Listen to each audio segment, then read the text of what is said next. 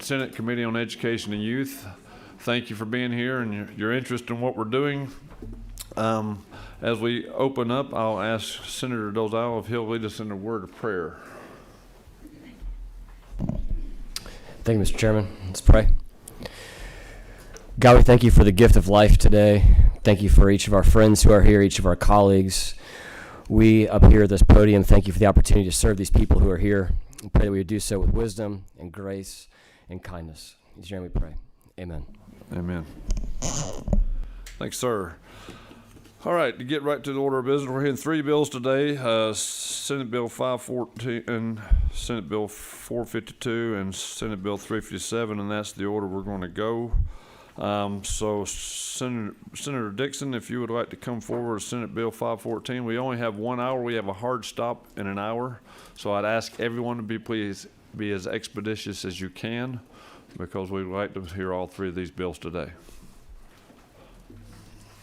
Thank you, Mr. Chairman and committee members. Today I bring before you Senate Bill 514, Unmasked Georgia Students Act. I am grateful to be working alongside the governor yet again to fight for the well-being of students and to uphold the rights of parents. The Unmasked Georgia Students Act reaffirms what has always been true. Parents are the best decision makers when it comes to the health and education of their children. This legislation ensures that those rights are not infringed upon by misguided policies. This bill ensures that no local board of education, governing board, superintendent, or state charter school can impose any mandate rule requiring students to wear a mask without an opt-out option. This does not remove mask rules or say that students cannot wear masks. This conversation around masks is bipartisan. Around the nation, we've seen Republican and Democrat governors roll back mask mandates. I'm sure you've seen Democrat-led states like Illinois, Colorado, Nevada, Pennsylvania, Connecticut, New Mexico, Washington, and Oregon have all rolled back mask mandates. And Republican-led states like Georgia, Maryland, Montana, and New Hampshire have already rescinded or never had mask mandates. Regardless of political party, our children should not be required to wear masks that inhibits learning.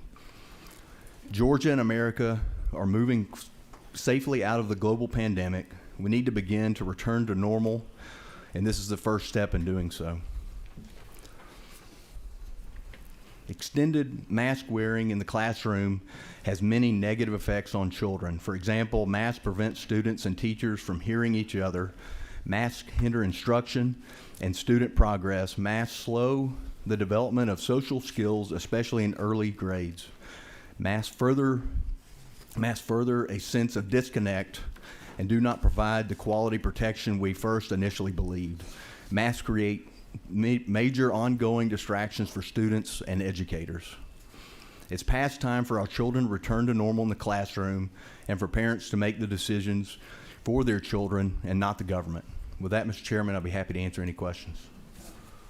All right, thanks, sir. I have a question. Who's number 11? Yes, ma'am. Go ahead. Thank you, Mr. Chairman. Thank you, Senator Dixon. Just some clarifying questions. I'm not sure I completely understand the legislation. Does this apply, would this apply only to COVID-19 or any future, mask mandates. Any future illness that we don't know about at the current time? It would. That's correct. It would preempt any masking of any future It doesn't disease. prevent anything. I mean, it just allows parents to opt their child out. But it would mean that the school could not have a mask mandate under any circumstances for any future illness that we don't know about. No, they can still have mask mandates, but if they do have a mask mandate, they would be required to have the opt-out option for parents. And what is the opt-out option? Because that doesn't sound like a mandate. They can still have the mask mandates, but they must allow parents to opt their child out if they choose to do so. Okay, so looking at, and this language is repeated, lines 28 and 29. What does it mean that the parent or guardian, and I assume this means making such election must mean that they are opting out, would not have to require a certification of the child's health? What does that mean? Simply what it states, they wouldn't be required to have any kind of, showing any kind of, Like you wouldn't, what if you wouldn't be able to say, you could. Like you wouldn't require them, I guess currently you wouldn't require them, they couldn't be required to take a COVID-19 test and show a negative test to opt out of the mask mandate. For any disease? Like there's no requirement related to anything related to health for any disease, any vaccination, I would assume? Nothing? I mean, school can all put the required vaccinations that are required for students to attend school would remain in place. Well, I mean, I'm not sure about that because it says any certification of the child's health. All this has to do is with wearing a mask. It doesn't have to do with has nothing to do with any kind of vaccinations. It's just about mask. The language, I mean, I would suggest the language is a little ambiguous in that regard. Also, I what does disagree. education status mean?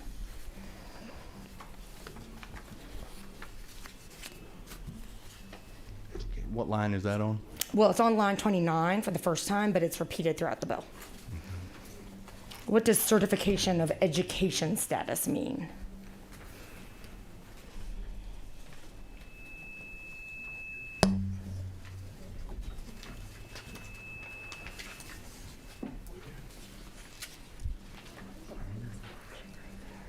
I guess they wouldn't have to show a certification of their education status, what grade they're in, or any details like that to opt out of the mask mandate. Is that what it means? It's not showing what grade they're in? I mean, do you know what it means? Generally, that's what it means. They wouldn't have to show any type of status with their health or their education status. But I'm asking what education status means. That is one example of it. Can you find out the others? Sure. I would be very interested to know because right now it's Yeah, but unclear. you're expanding on this, and all this has to do with it's a simple bill that allows parents to opt out of mask mandates. That's it. Senator, That's all. didn't we have mask mandates last year and testing mandates? We don't now. Did we last year? Yes, but we don't now. Do you think that was a mistake? Yes. Do you think it's a mistake, Senator? Please, we don't need any comments. Do I think it was a mistake? Hold on a second. That's irrelevant. That's not toward the basis of this bill, what he thinks as far as the mask mandate.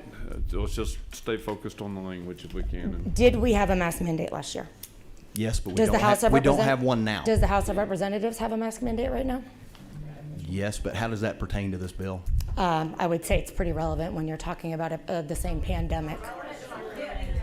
Excuse me, please. We don't need everyone speaking. I need to keep order. I'll let other people have a chance, Mr. Chairman. Yeah, and I'd like to also state that, it's been found from last year that the masks don't protect people as well as we initially thought that it did at the beginning of the pandemic. So we've learned a lot in a year. All right, Senator Jackson. Thank you, Mr. Chairman. Mr. Chairman, first, I'd like to acknowledge the Mayor of Brunswick, Georgia, is in our presence today. Mr. Mayor, we're glad. Well, he was. All right. Okay. All right. Mr. Chairman, the Mayor of Brunswick is coming back.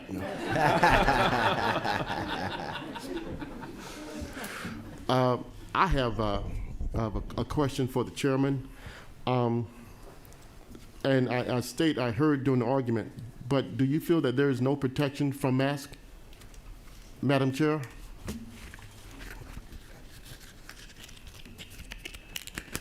I'm sorry, I asked Chairman Kilpatrick, a noted physician.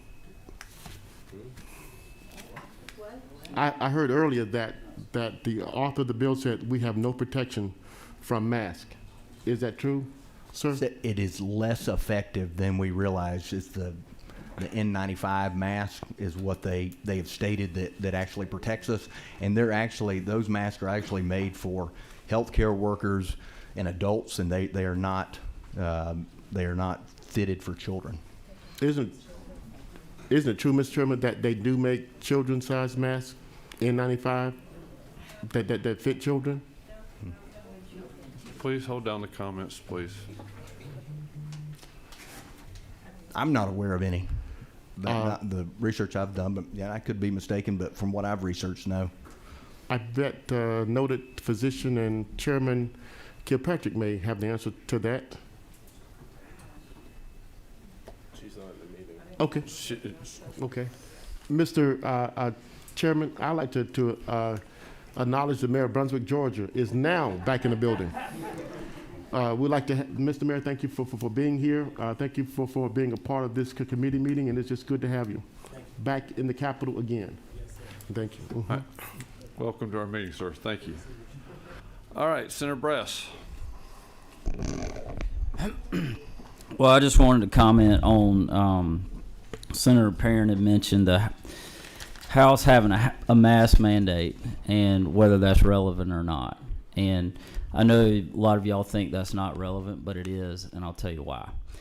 The House, who has been mask mandating all year, the Senate has not. They've had 90 of their 180 have tested positive. That's a 50% rate. The Senate has been 20 of 56. That's a 35.7% rate. So that is this year, and it is relevant. And to the senator from the second, Yes, sir. you talking about if masks work or not? Is it not true that the CDC came out and said that your mask does not work? Yes.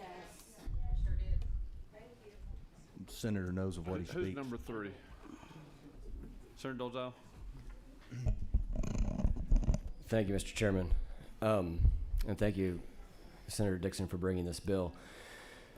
You obviously are recognizing this is for school children only. Is that correct? That is correct. Isn't it true that the mortality rate and transmission rates are fundamentally different for children than they are for adults? You are correct. Do you know of the 800,000 people at the end of 2021 in America that had died of COVID? How many of those 800,000 were children? Just ballpark? This bill wasn't about COVID. 500, and I think it's 35 or 85. I forget my exact statistic, but far less than 1%. Of those children who do test positive for COVID, ballpark, how many of them die? Is it single-digit percentage, double-digit percentage, hundredths of percent, tenths of percent? I'll help you out because 1%. it's 3/100ths of 1%. It is a statistical non-event among children. It is an issue among adults fundamentally differently than it is for those among children. You mentioned the learning loss. I'd like for you to unpack that a little bit more.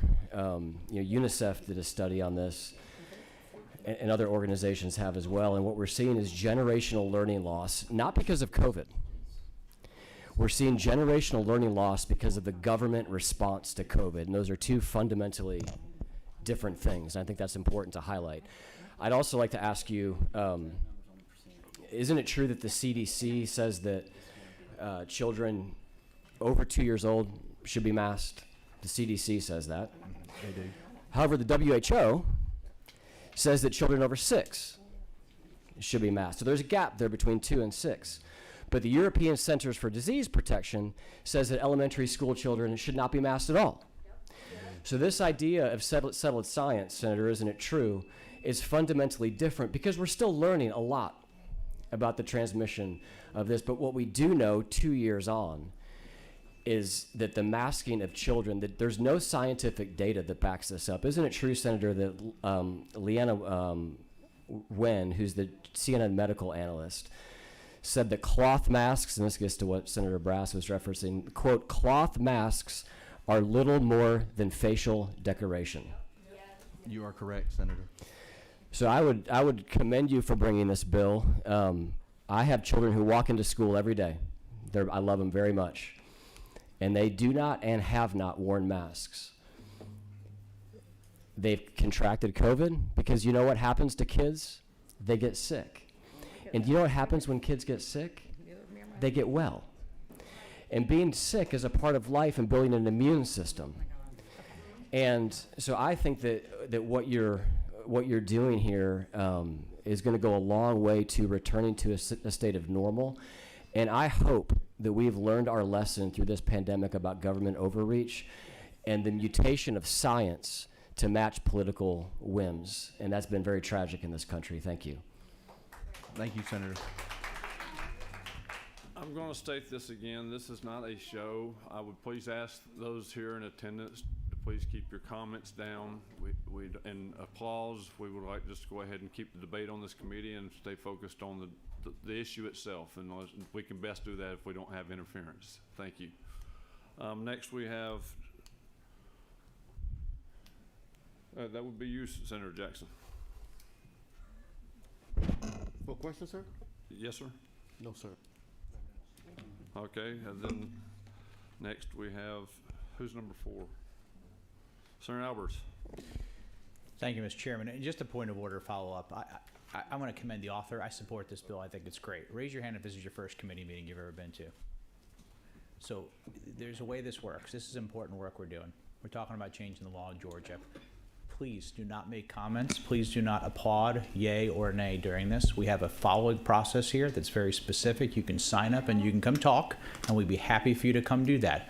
But it's not helping the committee process if we can't follow the rules which we're governed on. So I'm going to ask for your respect, and also from our own committee members, that we do the same. This is an important bill, and it deserves the attention from each one of us in this room today. Thank you. What are you doing? And next we have, who's number 11? I am, but I think, Mr. Chairman, but Senator Halpern had her light on first, so I'd be happy to defer to her first. I'm 10. You're 10? Oh, okay, go ahead. Thank you. So I just came from a different committee meeting. Some other people here were there as well. And I guess my concern is multiple-fold. You said that we're not just talking about COVID. We just heard a lot about specifically COVID and how that science around that has evolved over time. But we're not just talking about COVID. And in our Health and Human Services Committee meeting, a bill just passed out that would eliminate schools being able to even ask for vaccination records around COVID. And now we're talking about eliminating schools having the ability to decide at the local level whether or not masks will be asked or tested.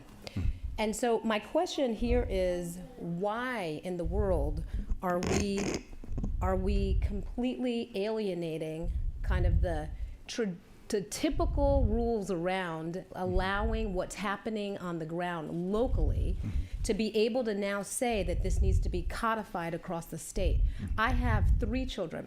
I have an elementary school-aged daughter who's 6 and she has been vaccinated. I've got a middle schooler who has been vaccinated, and I have a high schooler who's also been vaccinated.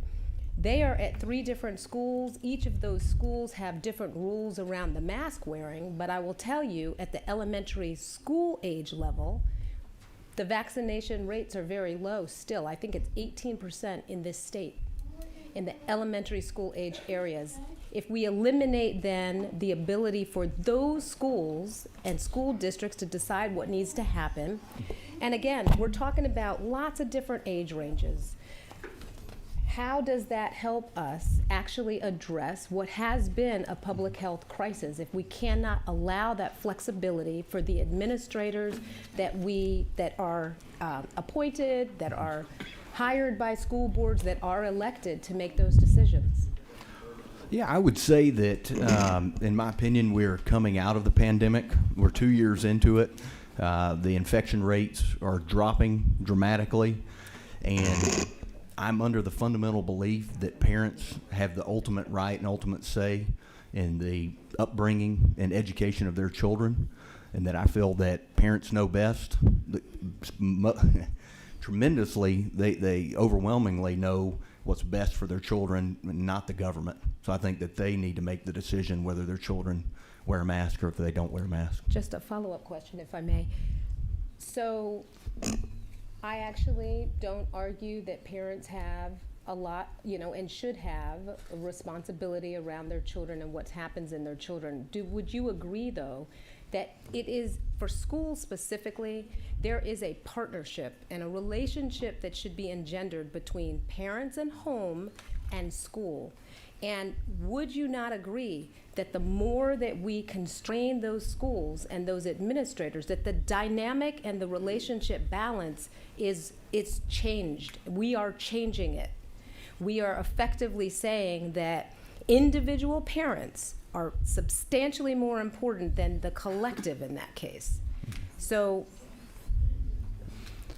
Yeah, I would We go are. back to say that, yes, I do agree that parents and educators need to work as a team, and I feel that these mask mandates, not necessarily the parents, but the administrators and the school boards that have enforced these have created a divide. You've got communication issues with teachers and students when they wear a mask.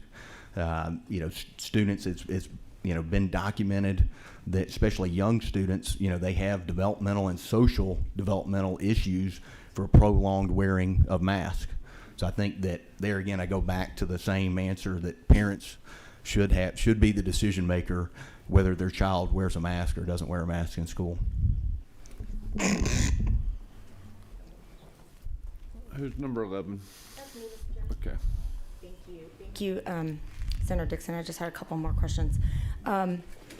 First of all the discussion about COVID, things that are known and in our rearview mirror versus variants that may not have been developed, or future illnesses and other pandemics that we can't even dream of in our mind's eye yet, given the fact that we barely had heard of this pandemic 2 years ago, right? I mean, you'd concede we can't predict the future when it comes to disease. Am I right? No, I agree with that. Yeah. Right. So why not then limit this to COVID and its currently known variants versus trying to preempt on pandemics and diseases that we have no idea, we can't even imagine right now what could come? Yeah, I would state that, I'm 42 years old, and this is the first pandemic that I've lived through, and that I think that there again, parents have the fundamental right on the decisions, especially with their children and their upbringing, and I think that it should not be limited to just COVID. But wouldn't you agree that you and the governor and therefore we would be operating from a place of completely incomplete information, because we're talking about something that we have no idea what it is, and maybe that would be the only way to keep schools open? No, I disagree with that. Well, how do you know? I mean, like 5 years ago, were you like, wow, we're going to have this COVID-19 pandemic, and this is what the symptoms are going to be, and this is how it's going to spread across the globe, and this is what we'll learn over 2 years of battling a worldwide pandemic? I mean, if you were able to do that, then you're welcome to inform me that you do know what's coming, and so does Governor Kemp, and therefore it makes sense to preempt every health measure into the future. But if you can't do that, wouldn't you concede that we're operating with a lack of full and complete information as to what may happen in the future? I would state that, none of us know what the future holds, and that as things come before us in life, we deal with them at that time. It's like, worrying is on things that we don't know anything about. It's like, sitting in a rocking chair and rocking in it, gives you something to do, but doesn't get you anywhere. Oh, okay. So would this legislation preempt the governor's emergency powers in a future pandemic or healthcare crisis? No. So he could come in and put in a mask mandate?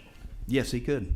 But And the parents locals could not? The parents could opt their children out Well, of you it. and I are using two different terms. To me, if they can opt out, it's not a mandate. So, I disagree. well, I'm not going to call it that. So if can the governor say every child who is going to be learning in person in a public school during a pandemic, or a private school, because those also were part of the emergency rule when we went into effect on March 13th and shut down schools, would he be able, or if any future governor, he or she be able to override this, or no? They would be able to instate a mask mandate, but parents would have the option to opt their child out of it. in So school. no. But to clarify, that would only be under a state of emergency that the legislature approved. That's correct. Yes, sir. So Mr. that Chairman. would, the governor then could say, schools are shutting down, or they're opening, but we're having a mask mandate. If there's Or a would state- this if a prevent state- that? If a state of emergency was approved by the legislature, then giving the governor, same as we did 2 years ago, we gave the governor powers the governor That was my normally does question. not have, so that he could put these precautions in place that we knew at the time based on the current information. And so, yes, if we passed another state of emergency in the future and gave those powers to the governor again, a governor could. So we wouldn't have to come into a special session to walk this back. Right. Okay, and then one more question. Thank you. Did health and science experts help you or the governor write this legislation? Yes, we worked with folks in the education community to write this legislation. But what about health and science experts? Did you consult with Dr. Toomey? Or any of the The governor doctors at may any of the school have. I did. systems? Yes, Any we- doctor we- at any school system? Yes, they did discuss with school system, yes. Do- Health and science experts? I don't know. Isn't Dr. Toomey the commissioner of our Department of Public Health for our entire state? Yes. And you didn't consult her? The governor may have. Did the governor consult her? I can let you know that. I would like to know, yes, exactly what Dr. Toomey, what recommendations she made with regard to this legislation. Sure, Yes, I'll be thank happy to get you Thank that. you. Can't wait You're to hear welcome. it. Thank Yeah. you. 15, who's number 15? Okay. Number 14? Thank you, Mr. Chairman. Hello, How are you doing? I'm better, but guess what? I know that COVID is real. I know that last year, I can tell you firsthand, after working with every drive, giving food out, doing everything, and being safe, covering my face and my hands, everything, and even here at this Capitol. Last January, I caught COVID. I don't know how, because we were taking the tests, as you know, twice a week. And I was negative, and then I got a call on a Friday morning that said the test you took yesterday is positive. And I laughed and said, oh no, I take precautions. I had just lost a sister the year before in March of 2020 to COVID, and we had just found out that she had this virus. She was in Nashville, and she had a cold, but she was working with senior citizens in a senior citizen home, and that may be how she caught it. But I have no idea how I could have caught COVID when 3 weeks in a row, 6 different tests, I was negative. So I started, the next day, I couldn't even get out the bed. I called 911, and I couldn't get out of the door to open the door to let me, for them to come in to check me. So it's real. It's killing people. I did go to the hospital. They did put me in the hospital, didn't have a room for me. I sat in the hallway for 3 days. The 4th day I woke up in the hallway with a cover on my head. Yes. They had so many people that they didn't know whether I was the one or not. They covered me up, and they actually had this bag at the bottom of my cot. And they had taken the IV out of my arm. Where did I catch this? I was very, very careful because I had just gotten one knee replaced, and I didn't want to catch anything. So I still caught it because other people, not because I wasn't wearing a mask, but other people around me were not. Somebody gave me COVID. And then they said, oh, you didn't get it from the Capitol. Well, I wasn't going anywhere but home in the Capitol. Did I catch it outside? Well, after 6 months in the hospital and another month in rehab at a nursing home, at the end of the summer, near Labor Day, I actually went home. So a whole year of my life, I was out. But guess what? During that time, not only when I woke up with the cover over my head, they said, oh, it's a mistake. I said, what is wrong? So they came and they were surprised and shocked. But after that, they gave me a room. And I tell you, I was on the floor with people covered. Could nobody come in my room. But I could see everybody going up and down the hall. And they were women, men, children that were dying all around me. And this is no joke. This is at the hospital Wellstar, not far from here. So this is real. Please understand that you can catch it. This is real. I got blessed by God, I guess, to be here today. But I wish you would look at the fact that the masks not only protect you, but it could protect the people around you too. Mm-hmm. And I know you people are saying, no, that's not true. It is true. Mm-hmm. So I'm saying that I have to vote against this because it will take away the little safety that we do have to protect ourselves and to protect all of the people around us if they would wear a mask too. So I just had to tell you that I didn't have a question. I just wanted to make this comment that we can't be playing with this. This thing is still killing people. I used to know people who had a birthday and I was celebrating. Now I have to go to funerals every month. 3 and 4 people are dying, and all of them are not just old people or sick people. The children are also getting ill. Thank goodness those who did take, after that I did take the different vaccinations. Even though they told me that my antibodies had built up against it and I probably didn't have to have it, I did take it. I know 2 people who were in the hospital with me that went home before me. They're not here anymore because they caught it again. Yeah, and I'm sorry that happened to you. And yeah, I'd like to make a statement as well. I actually caught COVID last year at the Capitol while we had the mask mandate in place. Later on, I did choose to get vaccinated. Caught COVID again over the holidays traveling to a state that had mask mandates. So both times that I caught COVID, I was wearing a mask in an area where we had mask mandates. And I think that the science is moved forward so much over the past 2 years is in regards to mask. And unless you have that N95 on, especially with the new variants have been found, those particles are too small or small enough to get through the mask. They may be small enough to get through, but you are protecting yourself somewhat when you wear them. So this is my new best friend, and I hope that everybody else knows this is not anything to play with or disregard. Why should we not protect our children? We love our children. They're our future, yes. And they're going to be sitting in these seats one day if we protect them completely. So all right. Why would we take away something? Do everything you can to protect your children. Everything. Okay, let's move on. We're running short on time. Senator Jackson. Thank you, Mr. Chairman. Mr. Chairman, I understand about masks and the mask mandates. My brother, too, died of COVID, and the last 2 weeks of his life, I stayed in ICU with him. And the doctor said the reason I didn't catch it because I owe my life to this hardware, this decorative piece I wear around my face that some people think doesn't protect you, but it did for me.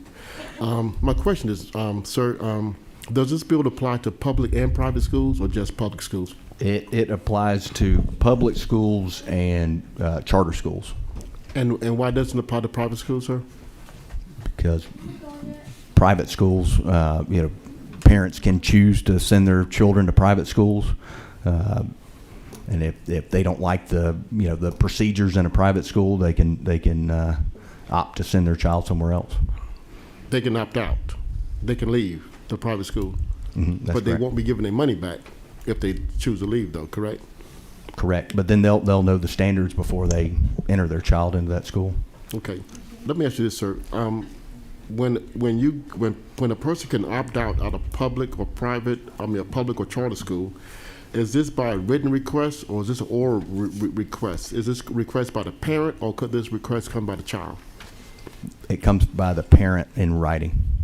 In writing. Is there a form or just a letter, any letter or any note? Yes. Any letter or any note would be sufficient. Okay, sir. So a parent can write a written note to a local school or local superintendent office. So we are doing away with local control of local school districts. Wouldn't you say, sir? No, I disagree with that because they can still impose mask mandates. So we're not doing away with local control. But individuals get to opt out, no Yeah. matter what their circumstance. And I would argue that if you get on a granular level with this, local control, you're going down to the very basis of it, giving the control to the parents. What's more local than that? Well, sir, don't you think that?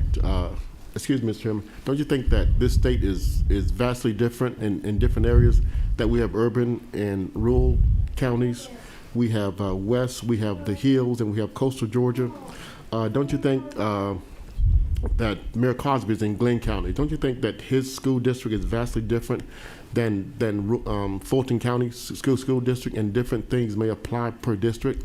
There could be a epidemic in Fulton County, and they may not have that same issue down in Glenn County. Wouldn't you think that some local districts may have to impose restrictions based on current CDC guidelines or current infestations of different viruses that's going around? Yeah, and I would state too that yes, we do have vastly different regions and areas based on population and other differences across the state. But I would state that if another pandemic arises or some issue, and a parent is concerned about the health of their child, they'll make their child wear a mask. Mm-hmm. And last question, Mr. Chairman, if I may. Please be quick. We're moving way slower than I intended to move. This is really quick, sir. And so no matter what the CDC guidelines will state in the future, if we should pass this legislation, no matter what the CDC guidelines, no matter what the new science is, this bill shall apply, and people wouldn't have to wear masks. Am I right, sir? You're correct. Yeah. Thank And you. the CDC, they do provide guidelines. Right, but if we pass this bill, their guidelines mean nothing. There again, this does not do away with mask mandates. It just gives the parents the option to opt their child out. And I would state that if there is a future pandemic and parents are concerned about the health of their child, which they would be more concerned than anyone else, that they would make their child wear a mask. But they have the option, no matter how bad it is, they don't have to because of this law, of this proposed. It does potential give law. the parent the option Thank you, to Mr. opt Chairman. out. Thank you. Senator Invertardi. Thank you, Mr. Chairman. Senator Dixon, good afternoon. I'm sure you're having fun. Couple questions. Is it not true, kind of going back to, I think there were some comments about, how long this is going on. Isn't it true that this bill has a sunset of 2023? That this It is does, not yes, sir. lasting forever? That is correct. I failed to mention that. We do have a sunset in this bill. Thank you for Okay. bringing that to my attention. I know that there's been a lot of conversation about local control, and I know you and other senators have talked about empowering parents. Isn't legislation like this, as we talk about local control and empowering parents, to make sure that politicians are not making these decisions, that we are truly allowing families to have their place in the classroom, being empowered versus having elected officials do this across the state? That's correct. Are you aware of an article by the Epic Times in the last 24 hours that talks about the CDC and the conversation that has been kind of going on around speech standards and lowering speech standards for children in the state, not just the state of Georgia, but around the country? Are you aware of that? Yes, sir. And what are your thoughts on that, and especially the timing that the CDC is doing that while we're having this discussion of kind of what's going on in schools in the classroom currently and what children are facing? We should not be lowering those standards. Do you find it interesting that it's a generational change that we're making, that we've not seen a lowering in standards by the CDC probably in 20 or 30 years? That's correct. And that the timing of this has an impact potentially on what's going on with masks and other mandates that our educators and schools are facing? That's correct. I will tell you, as a representing school districts, in particular the school district I live in, we've never had a mask mandate by our school board. Our teachers have worked through that, being flexible. Our principals, our superintendents, I would also argue that I think our academic performance has risen over the last 24 months through even these tumultuous times. And I just think that we should afford that opportunity to all school districts in the state of Georgia to have that same opportunity for those children to succeed and, you know, increasing their reading standards and literacy scores across the state. So I just want to thank you for this legislation and thank the governor. Thank you. And I'm sure the governor has consulted with Director Toomey on this, as he does I agree with every that. other public health discussion that goes on in the state of Georgia. So thank you. Thank you, Senator. News number 15. Thank you, Mr. Chairman. I think a lot of this boils down to just plain old common sense.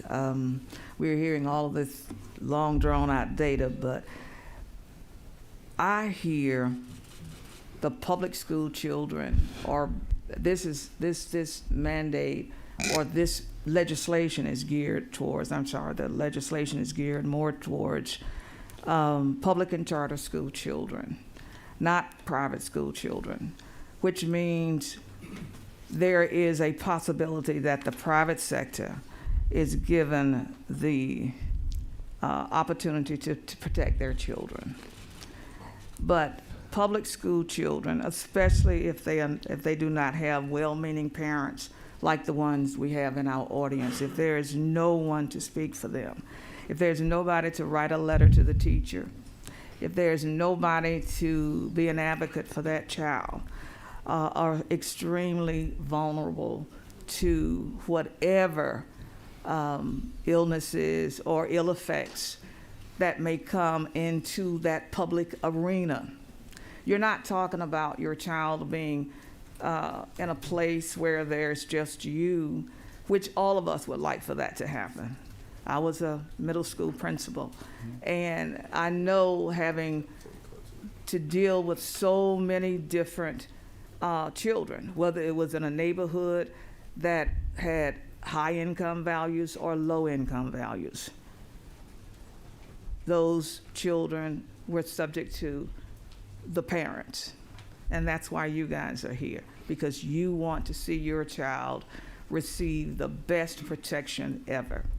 And I worry about those individuals or those children that do not have a child advocate.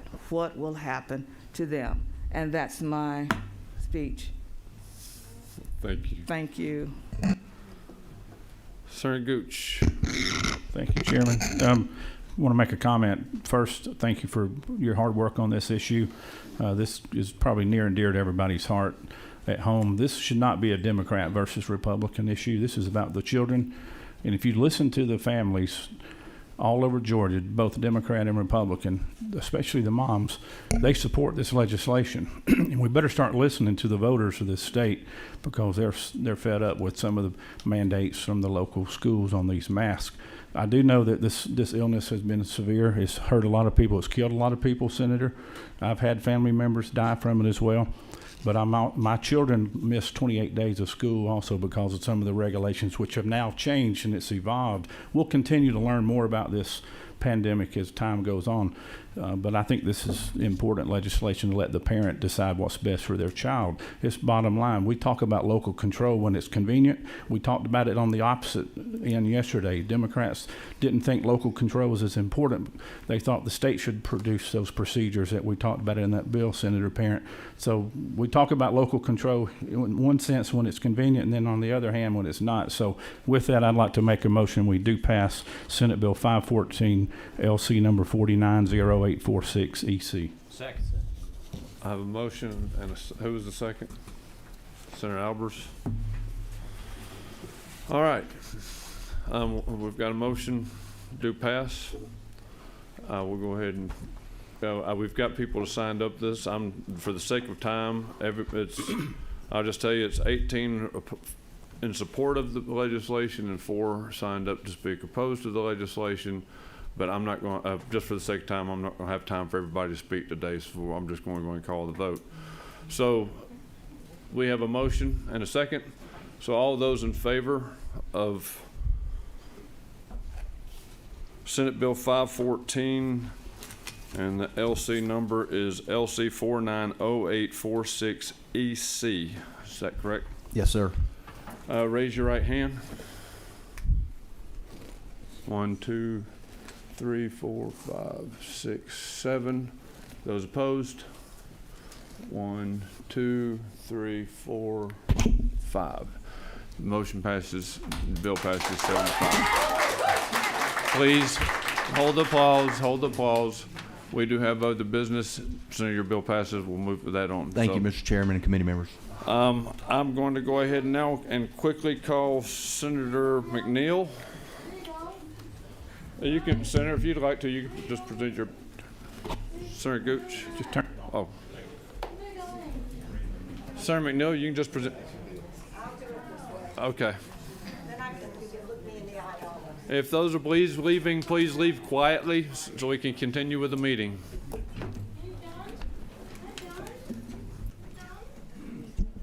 This bill is a budget neutral bill that would require a one-time SAT or ACT to be provided for 11th graders during school hours.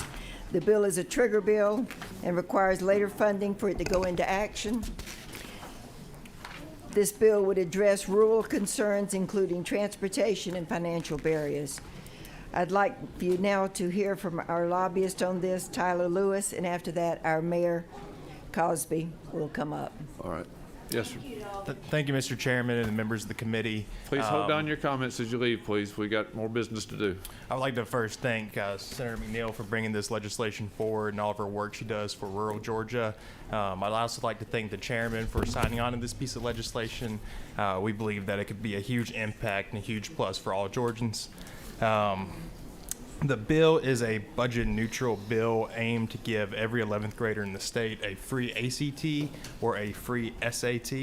I have a PowerPoint I could pull up.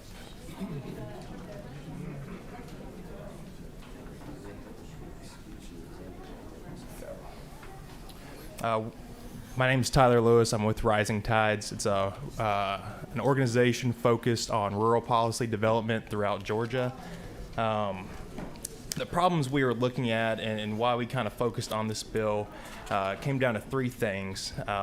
Number one being economic and travel barriers. Of course, SAT and ACT cost money, and a lot of kids across the state and their families have trouble affording it.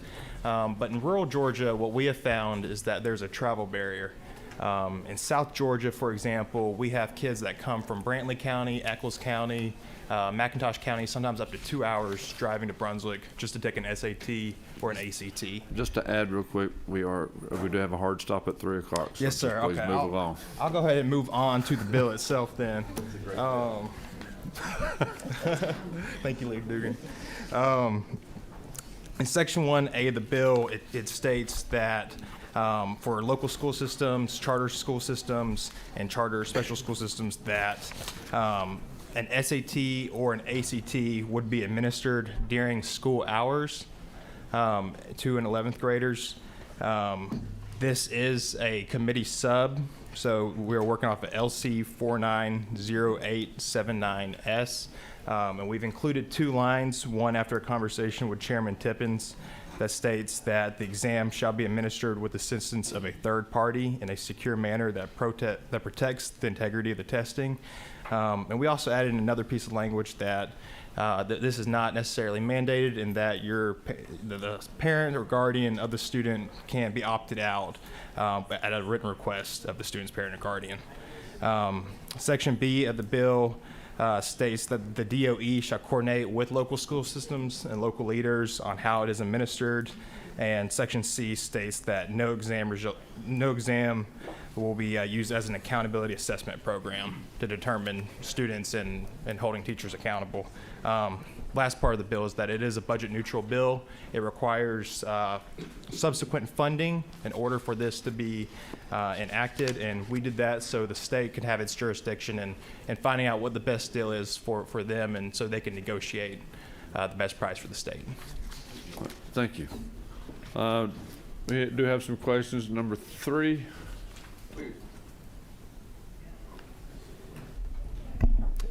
I think we both have questions, Mr. Chairman. So who's I got 3 and then number 2. Thank you. That's the word that Thank we you, do it up. Senator McNeil. I'm sorry, I didn't catch your name. Hey, Tyler Lewis. Hey, Mr. Lewis. Who are you with? I am with Rising Tides. It's an organization recently created to tackle rural problems in Georgia. Would you guys have any vested interest in this bill passing financially? We definitely would. We think it would help a lot of the kids across the state, but we know this is just kind of the framework to begin that conversation. I'm saying, would your organization be paid? Does your organization administer tests, provide tests? No, sir. So you're an advocacy organization. Are you a not-for-profit? Yes, sir. Okay. We're not receiving anything, any Okay. profits regarding testing. Great. You mentioned